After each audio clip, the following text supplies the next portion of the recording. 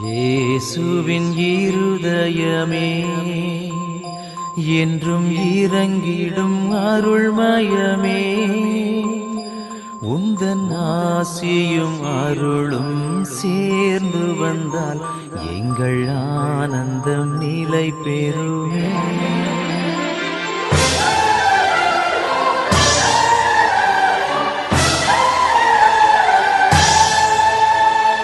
இயேசுவின் இருதயமே என்றும் இறங்கிடும் அருள்மயமே, உந்தன் ஆசியும் அருளும் சேர்ந்து வந்தால் எங்கள் ஆனந்தம் நிலை பெறுமே.